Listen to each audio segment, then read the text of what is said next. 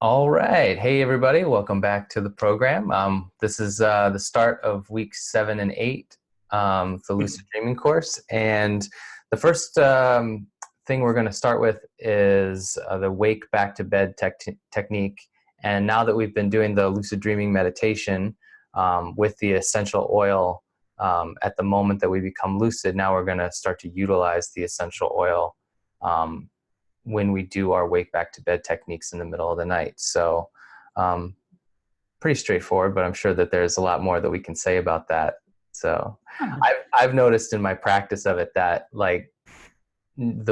as I started to use the essential oil with the meditation at that moment that I become lucid, I have it on the tissue and and I can smell it, and it's really the fact that it's compounding is very visceral. Right. Like it's almost actually, like I would say, emotional. Like the fact that it definitely spurs on, like you indicated, the memory of, either lucid dreams that I've had in the past or whatever. It's all just seems like it's intensifying. So, Well, it's hitting the same part of the brain, right? So it's that limbic part of the brain, which, registers scent, but also, emotional, constructs and the deeper sort of survival instincts of a human being, right? So, so I mean, that's sort of that, it doesn't get deeper than that. So, if you anchor your memories into that territory, they're going to stay there, right? I mean, they're going to be solid, right? They're going to be really solid anchors. And so there's nothing that's better than that as far as linking it to, a memory trigger to get you to wake up, right? Or get you to remember something. If it's even just a cue to remember, that you need, oh, there was something I was supposed to do. Oh, and it works great when you're just, I mean, the basic process, right, is almost identical to the meditation itself. I mean, that's the point, right? So, I mean, I might, I'll have it prepared before I go to bed. And do you want me to review the meditation first? I think so. Yeah. Okay. So, just as a really fast review. So you're going to, you've got your little timer on, we use, I think it's about 24 minutes, right? And so I do 4 minutes of fourfold breath, and that helps to balance my sympathetic and parasympathetic nervous systems. So it gets me into that initial stage of taking the body down a notch and taking the brain down a notch, the nervous system down a notch, right? So, and then from there I go into my relaxation, and I'm doing a relatively quick one. And I mean, this is really speedy, but I mean, at this point, when you're going into dreaming and trying an induction, right, you're waking up from sleep, right? So you're already a bit relaxed. It's not like you're real tense or anything. I hope, not too much. So, that shorter version of relaxation gives you enough time to really relax on those areas, but also it doesn't bring it off, doesn't go too long so that you fall asleep without consciously, trying your induction. So, and that's the idea, is that I'm relaxing the head and then, giving my induction, relaxing the neck and throat and giving my induction. And so I'm just working my way down the body, each step by step by step, and getting down to the feet. And if I have time, then I'm just, doing outside of my body and relaxing the whole territory, relaxing the whole physical structure and the space around the structure too. So, and like I said, we've already, we were prepared like a tissue with, a drop of essential oil. Don't use too much because it'll already be pretty strong. Essential oils are they're pretty bold. So, and you've got it in a tissue. It's in your closed hand for the meditation. And so then I'm reviewing a dream that I've already pre-picked, right? If it's a lucid dream, perfect. If it's not, a dream that you've recently had, or one that was particularly, poignant for you, and you go through it. And that's about a 10-minute segment of the meditation, right? So you figure about halfway through, you want to hit the point that you've already picked ahead of time, like, okay, this is the part that was really unusual where I'm going to become lucid. I'm going to wake within my dream and know that I'm dreaming. So that's the part, like, the next time I'm dreaming, I'll realize that I'm dreaming. And that's at that part, right? So at that part, when you hit it, you're just going to open your hand and that essential oil will sort of waft out around you. And you don't have to make it do that. Believe me, it'll get to you, right? And so as it does, you're imagining that you're waking within your dream and you're lucid. You're looking around as if it's all the same as here, exactly the same. So things are tactile. You can stamp your foot. Oh, I feel the ground. I can see the sun. I can, blue skies, all of that. Everything looks very solid and real. And so, and then you move into that dream, right? So if it was a lucid dream, that's the point where you're going to move into and, kind of do the things that you did, but also expand on it, make it more, right? If it's just a regular dream, at that point you become lucid and you go off and have an adventure. So that lasts about 5 minutes, right? With that essential oil sort of being linked into that. And so, and then at the end, there's just 3 minutes of open focus around the heart so that I'm, again, when I bring my awareness to a spot, that's all I need to do. The energy sort of moves and coalesces around that territory. So first I bring it to the physical heart area, wherever my physical heart would be. And I just, bring my awareness to that spot. You don't have to visualize it. Just bring your awareness there. And then after that, the space around my heart, right? So that's where I'm bringing my awareness to. And then again, out further, the space around my entire body in space, right? So there's always that extra layer that's out. So this bubble within a bigger bubble. And so when I bring my awareness to that and try to find out, what is that, can you bring your awareness, to the space around your heart in space? Can you sense the energy of space around the heart in space? So it's always that I'm always giving my mind a trigger to sort of expand itself, move itself out, push out the envelope and try to uncover, different senses, how it would let me know that, I'm bringing more energy to that space. How can I identify it? And that's all it is. And also with that there's this sense of gratitude, right? Because gratitude it's one of those tricky things, right? I mean, you don't have to try to bring it up. It's one of the ones that we don't have. I mean, we're all grateful for something, and it doesn't have to just be what everybody else says, right? Like, just think in your own life. Find something that you're grateful for. You don't have to tell anybody else, right? And just be grateful for that, right? And whatever it is, if somebody that usually makes really bad food made great food and you really liked it, well, be grateful for that. You didn't get a sucky meal this day. So whatever it is, it's like, it doesn't have to be something airy fairy, right? It can be something really solid and grounded, and then you won't have to fake it, right? You're heartfelt grateful. The thing about gratitude is that it's already sort of set in our heads from when we were little kids, right? That gratitude, when we say thank you, and it's not just a rote saying, right? When we're really thankful for something, it's something that's already been given us. So it's like gratitude already sort of, brings to the surface of what you're doing the idea that you've already achieved it, you've already done it. So that gratitude idea it's a keynote to sort of, put in your squash and don't let it, revisit it on a regular basis, right? Because that's going to be, it gets better and better as time goes on. The deeper you use it, the more you use it, the deeper your understanding will be, and you'll get more and more play out of it. So that's the meditation.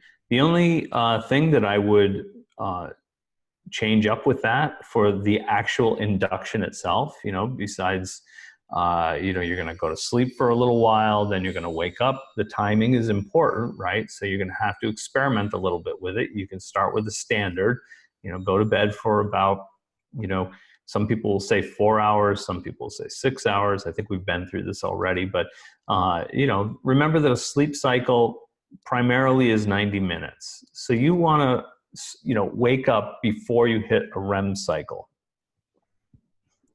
So, I mean, do the math. So two sleep cycles is 3 hours. 4 hours would be, if it's on a 90-minute cycle, waking up in 4 hours from the time that you go to sleep will kind of put you, you've gone through 2 very short REM cycles, and then you're getting ready to hit your third one, which is starting to get longer, right? So if you wake yourself up there and you spend, who knows, you know, 15, 20 minutes awake, you know, if I'm awake enough to just, you know, it's sort of like, I'll just tell you how I do this one is, you know, I put the essential oil, always the same one, remember? And I put it on a tissue, I stick it in a Ziploc bag and I zip it up. And so all I have to do in my befuddled state when I wake up is, you know, and I leave it kind of away from me, right? I want to have it give me the hook. You don't have to be conscious for it to give you the hook, right? The idea is that it'll give you that poke, you know, even when you're sleeping, because the olfactory nerves, again, they never shut down, right? So, you know, you know, it's going to go right directly into the brain, right? And sort of stimulate that, what's the memory of that smell, right? So that's the idea. So I just, you know, I wake up, I maybe, you know, record any dreams or dream fragments that I've done. And so that might take a couple minutes or something, and that's okay. And that's, but it's not enough to really, it's always a balance, right? It's always a balance of trying to find, you know, for each person, you know, how much is too awake? You know, do I have a hard time going back to sleep? That's not where we really want to be. You know, am I just like, as soon as I lay back down, you know, I'm gone, you know, so that maybe wasn't wakeful enough, right? So it's like finding that balance where you can lie back down, or maybe you're going to go to another area of the house and do it in a recliner chair or whatever. I mean, that's usually what I do. And so, you know, and you lay back down and you start going through your induction. Maybe that's your whole routine in the beginning. You do the 4-fold breath, and you do the relaxation, you know, saying your induction statement, your prospective memory statement after each relaxation, after the head, or start with that and then go to the head, then again, then go to the neck and throat, again, go to the shoulders and arms, again, chest and upper back, again, heart, right?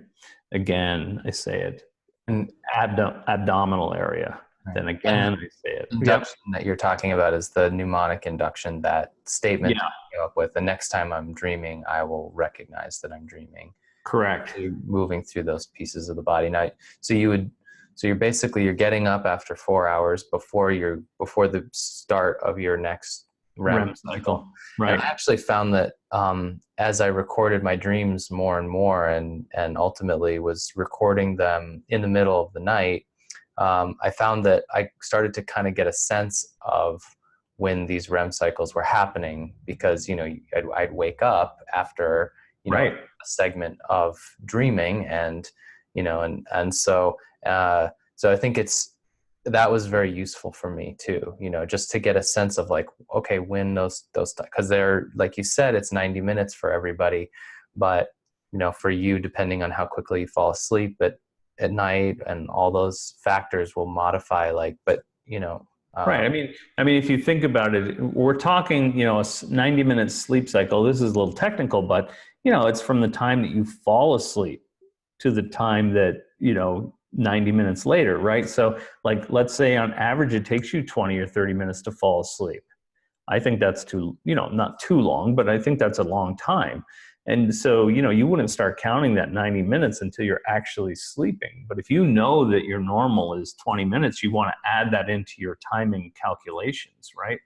So, you know, for me, I'm gone, you know, minutes and I'm done. I'm more of those. If I make 2 minutes, that's a bad night. And I might be one of those 20-minute people. So Yeah, there you go. So you just add it into your calculation. That way, you know, if you're a little bit short, it's okay. But, you kind of want to make a mental note of that, because that can mess people up sometimes. You know, they're doing it right.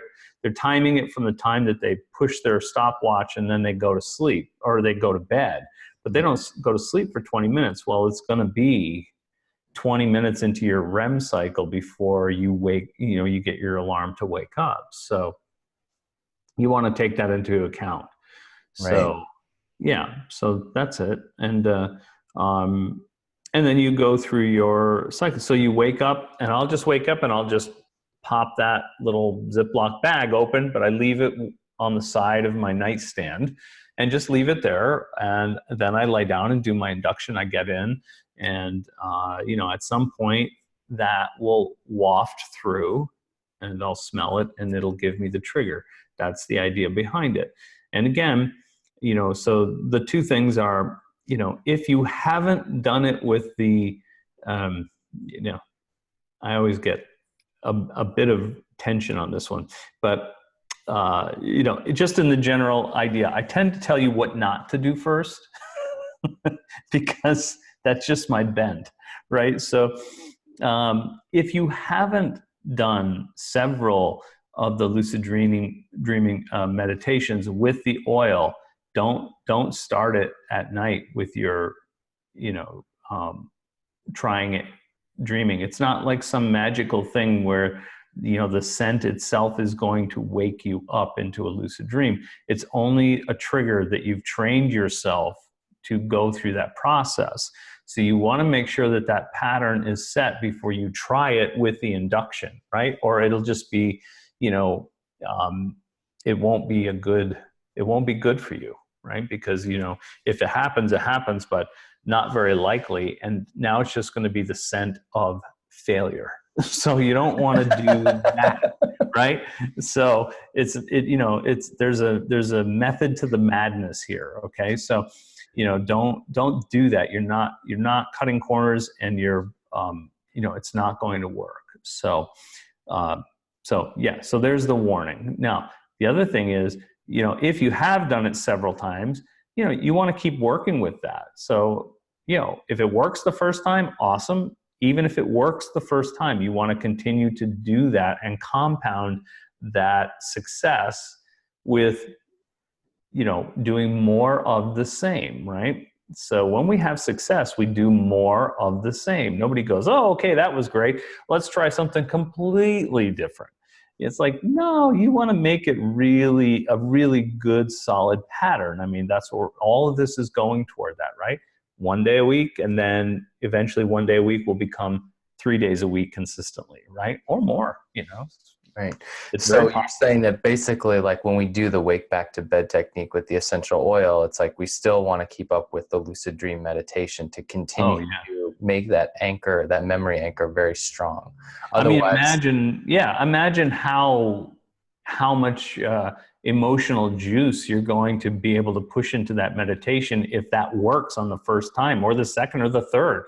Once you have it work, you're going to go, holy crap, this is a great technique. Mm-hmm. This is a really good trigger, a really good method for getting in. So subtle and so, direct to the, the part of your mind that can give you a really good tapping on the shoulder.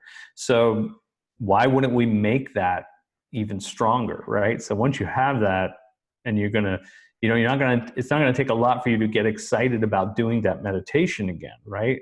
And having the thing in your hand and opening it up at that moment, and you're going to be like, woo, I'm lucid, and you have the scent and everything, goes in it. So you're just going to compound it, right? It's compound interest toward your, your end goal. So, and it's going to produce, a great effect over time. Cool. Great. So when we do the wake back to bed for, our first try of doing that, and with using the essential oil, since we've done the lucid dream meditation multiple times before doing this, right? After we do an attempt with the essential oil, would you recommend that we keep like a kind of like a 2-to-1 ratio or something, like doing the lucid dream meditation with the essential oil at least once or twice per try or something like that? Because in I'd probably do that. we may not have success with it right away, right? I mean, Right. it may just trigger us right into a lucid dream the first time, and that's awesome. But either way, it's like we want to keep building up the anchor, right? Yeah, and the pattern, right? Because if you do 2-to-1 or even 3-to-1, whatever is easier. I think I probably did it 3-to-1 in the beginning. I mean, it was hard to do. I remember being really anxious about it. Like I wanted to use it at night.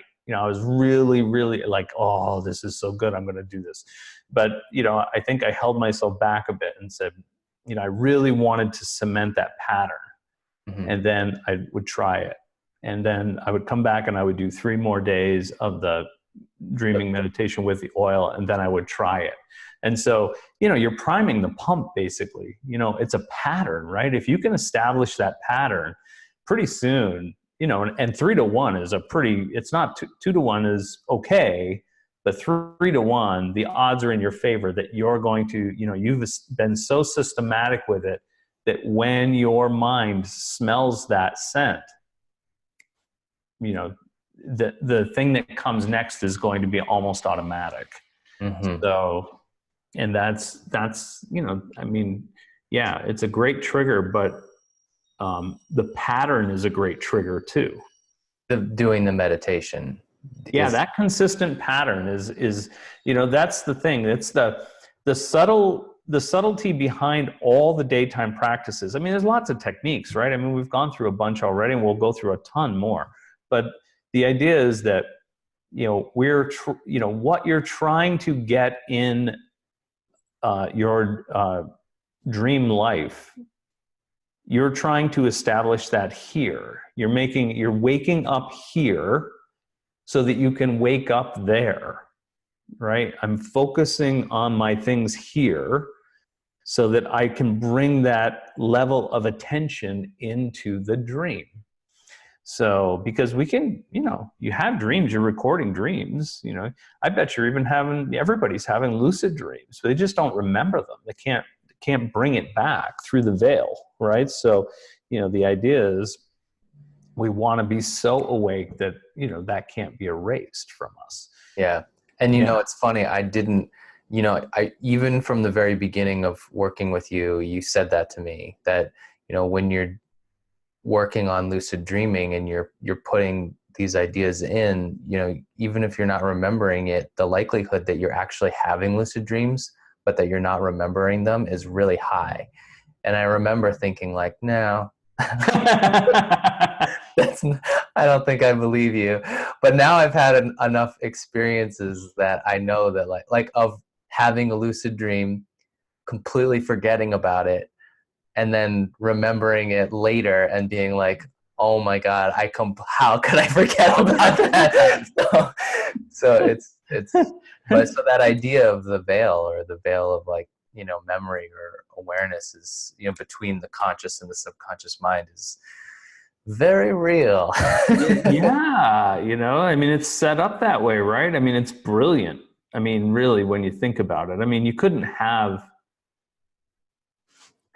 if it is all a test, I mean, you couldn't have a better test. Really. What do you mean by it what being all a test? Like some traditions think that, our very existence is just, as a human being, is a test, right? It's like every turn, everything that you experience, everything that you go through, every trial or elation, it's all just how do you deal with it? How do you deal with it? Are you becoming more evolved?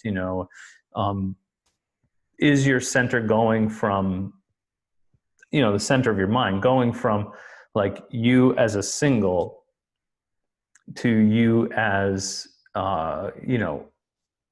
involved with more than just yourself?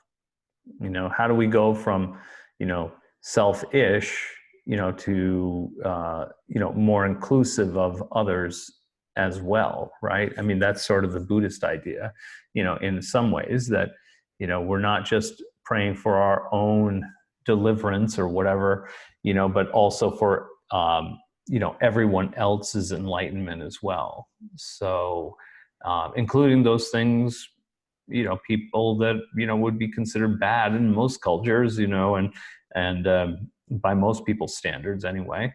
And, but even those invisible beings that we tend to think of have, had a negative place in our thought process in our culture and other cultures too. So, the Buddhists often talk about, the demons being enlightened as well, right? So that like all sentient beings being enlightened, kind of going to the light. And so, and that will truly be, this enlightened state where everybody is in that place. And it's a pretty vast idea, and I'm sure I'm butchering it to some degree, but that's sort of the gist of it, right? So, we're constantly trying to wake up here so that we can wake up in our lucid dream. We're constantly trying to, it can just go on and on and on, right? So it's like, that's the thing. Well, you don't want to go too far down that road. I don't want to go too far down the rabbit hole at this point. That's right. It's Monday, damn it. Come on. It's one of my favorite days of the week next to the other ones that end in Y. But, come on. You can get really, it can go too far too soon, right? It's really easy to go down that path. So let's keep it more on the practical level right now. And, work with these things, but know in the background, it's always something good to, those ideas are great to contemplate, right? Like you get some information, you hear some guy talk about it, you get the information a little bit, some things sound intriguing, some things sound way too far out, whatever, but you let your mind sort of just drift with it. You ask a question and just let your mind sort of, percolate with that information and see how it settles into a structure, right?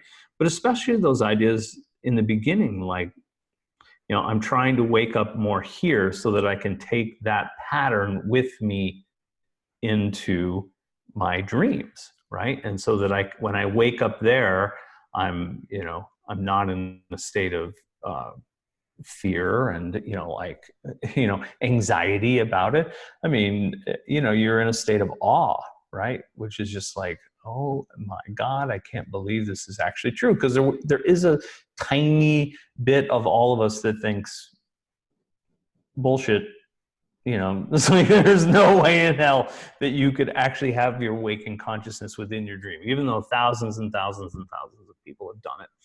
And like I always say, even pure scientists have done it. So it's like, okay, we've established the fact for the most part, but there's always, everybody has at least a couple of percentage points in their head going, you can't do this. And so, the first time it happens, it's pretty shocking. That's a paradigm shift, really. People talk about that, but they throw that idea around in really vague ways, but you'll be shocked out of your socks the first time it happens, right? And even if it's just for a second and you realize it, and then you wake up in your bed, you're going to be like, holy crap. It's like now, all of your frayed, focus starts to all come together at one point. I've got to get back in there and experience this on a whole different level. So, and the fact that it can help you with your conscious life, well, that's just, that's fantastic, right? So,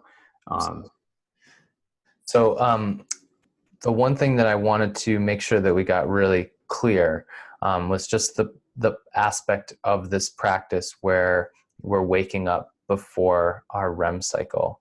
And so just because I know that it's a little technical and if sure. People have not read about that before, it can be a little confusing. And it's sure. You said, like, it's just that idea that, every 90 minutes you go through a sleep cycle that begins with dropping down into deep dreamless sleep and ends with this period of rapid eye movement where we're dreaming. And Right. that for the first period of rapid eye movement or REM sleep that we have is very short, but they get longer every time as the night continues. Right. Right. And so the idea is that when we wake up to do our wake back to bed technique, where we're going to, do our mnemonic induction and lay back down with the essential oil and have that intention to have a lucid dream that night at that time.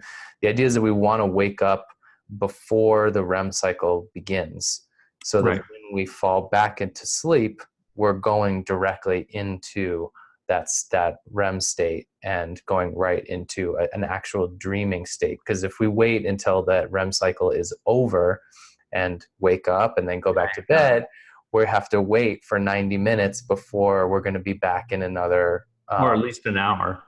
Yeah, right. So I think figuring out what that timing is for each person, depending on what their routine of going to bed is, and starting to kind of figure out like, okay, I'm waking up every morning at 4 o'clock in the morning, and I'm, realizing that I've just had a bunch of dreams, and that unless you've set a timer to wake up, usually when we wake up in the middle of the night, we're waking up at the end of a REM cycle, right? Yeah, just after we've had a bunch of dreams. So we can time it that way. So I figure like, oh, if I'm always waking up, like for me at 4 o'clock in the morning, it's like, okay, I know that that's the end of a REM cycle typically for me for my timing of when I go to bed. So I'm going to want to wake up at like 3:30 to do this practice. Yep. Right. And remember, so like, just to be really, to beat the dead horse and be really, really clear, right? So let's say you go to bed at 9 o'clock, random number. And, but that it takes you 20 minutes to fall asleep. So you go to bed at 9 o'clock. Now, 4 hours from 9 o'clock is going to be 1 o'clock, right? So you would normally wake up at 1 o'clock, which would put you just at the, just before you start another REM cycle. But add that 20 minutes in. So instead, you would wake up at 1:20, right? So you give yourself that 20 minutes of falling back asleep or whatever, or falling to sleep the first time. And then you're going to be in that cycle twice and a half, right? So, so you add that 20 minutes in. So instead of it just being that straight 4 hours from the time that you hit your alarm and you put yourself in bed, add in the average amount of time that it takes you to fall asleep. Right. Yeah, that's all. Okay. And it's, that'll get you much closer to the zone of where you want to be. So if you're waking up just before that REM cycle starts, right, then, your body your mind really wants to go into that REM cycle. So by denying it, it's almost like this, this whiplash effect, right? It's like I'm moving it way over here and, it really, really, really wants to go. And so when you finally go back to sleep, it just propels you right into the dream state, propels you right into a REM cycle because it wants to catch up with that. Right. So it just gives you that much of an edge to do that. So, right. Makes sense. All right. Well, I hope that was clear, because I know it's a little bit technical and it'll be a little bit of tweaking and figuring out where your cycle is like, and for each person and tuning that in. But, again, it's good to put in the work now to figure out what timing is going to be good for you. Because as we progress through the program, again, we're working up to doing more wake-induced lucid dreams, which is always going to involve this pattern of waking up in the middle of the night at the time that you're starting to establish that that's right before, a solid REM cycle for me. So it's well worth it to figure those things out. It doesn't take much once you start the calculations. Yeah. Cool. All right. Well, thanks you guys. And we'll get to the next technique.